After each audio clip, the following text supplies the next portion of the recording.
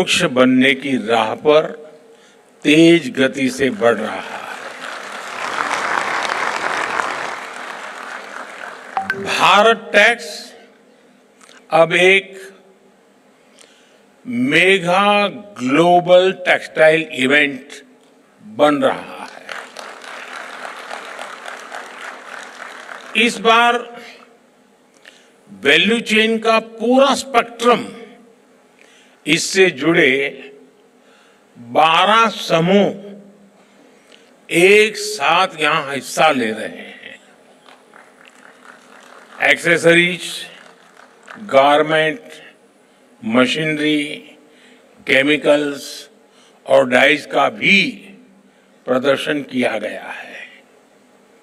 Bharat tax दुनिया भर के पॉलिसी मेकर्स, सीईओ और इंडस्ट्री लीडर्स के लिए एंगेजमेंट, कोलैबोरेशन और पार्टनरशिप का एक बहुत ही मजबूत मंच बन रहा है। इस आयोजन के लिए सभी स्टेक होल्डर्स का प्रयास बहुत सराहनीय है। मैं इसके काम में जुटे हुए सब लोगों को हृदय से बहुत बहुत बधाई देता हूं।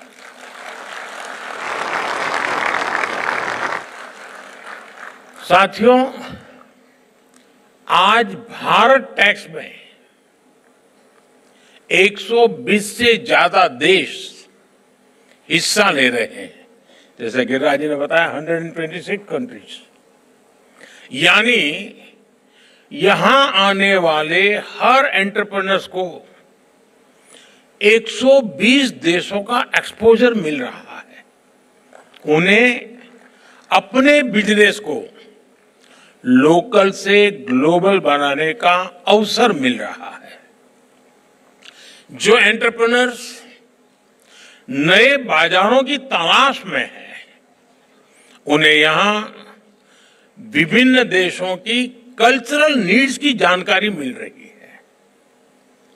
थोड़ी देर पहले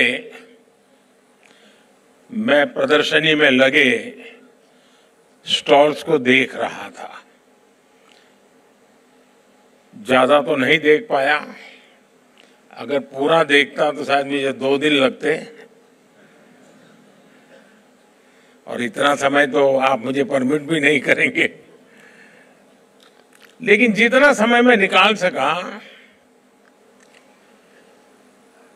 इस दौरान मैंने इन स्टॉल्स के कई रिप्रेजेंटेटिव से भी बहुत सारी बातें की, चीजों को समझने का मैंने प्रयास किया। कई साथी बता रहे थे कि पिछले साल भारत टैक्स से जुड़ने के बाद उन्हें बड़े स्केल पर नए बायर्स मिले, उनके बिजनेस का विस्तार हुआ।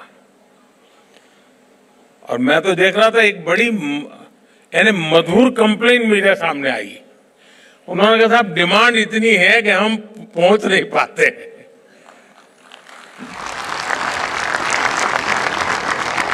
और कुछ साथियों ने मुझे कहा कि साहब एक फैक्ट्री लगानी है तो एवरेज हमें 70-75 करोड़ रुपया खर्च लगता है और 2000 लोगों को काम देते हैं। मैं बैंकिंग क्षेत्र के लोगों को सबसे पहले कहूंगा कि इन सब की क्या मांग है, प्रायोरिटी समझो और दो।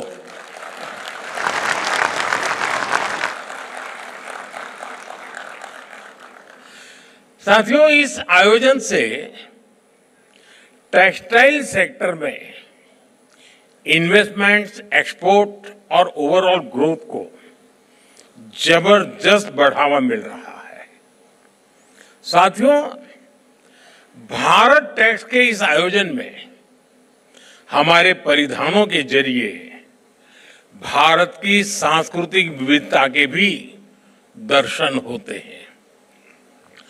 पूरब से पश्चिम, उत्तर से दक्षिण, हमारे यहां कितने तरह के पारंपरिक परिधान हैं।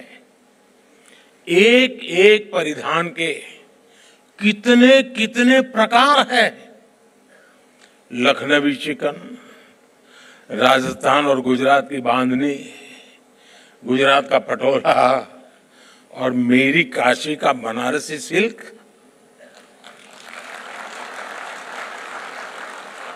दक्षिण में कांजीवरम सिल्क, जम्मू कश्मीर का पश्मीना।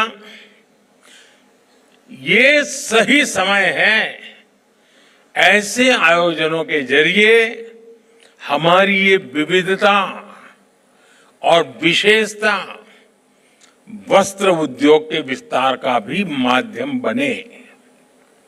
साथियों, पिछले साल मैंने टेक्सटाइल इंडस्ट्री में फार्म, फाइबर, फैब्रिक, फैशन और फॉरेन, इन 5 एफ फैक्टर्स की बात की थी। फार्म, फाइबर, फैब्रिक, फैशन और फॉरेन का विजन अब भारत के लिए एक मिशन बनता जा रहा है। ये मिशन किसान, बुनकर, डिजाइनर और व्यापारी, हर किसी के लिए ग्रोथ के नए रास्ते खोल रहा है। पिछले वर्ष भारत के टेक्सटाइल और एपरल एक्सपोर्ट्स में 7% की बढ़ोतरी हुई है।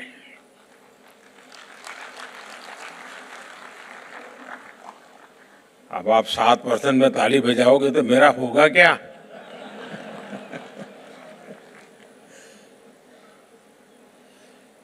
अगली बार 17% हो तो फिर ताली हो जाए।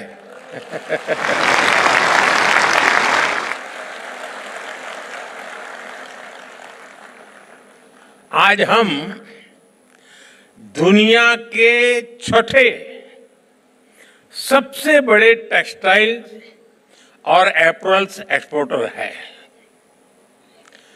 हमारा टेक्सटाइल निर्यात 3 लाख करोड़ रुपए तक पहुंच चुका है। अब हमारा लक्ष्य है 2030 तक हम इसे 9 लाख करोड़ रुपए तक लेकर जाएंगे। मैं भले बोलता यहां हूं ये 2030 की बात, लेकिन आज जो मैंने वहां जो मिजाज देखा है तो मुझे लगता है कि शायद आप ये मेरा आंकड़ा गलत सिद्ध कर देंगे और 2030 के पहले ही काम पूरा कर देंगे। साथियों, इस सफलता के पीछे पूरे 1 दशक की मेहनत है।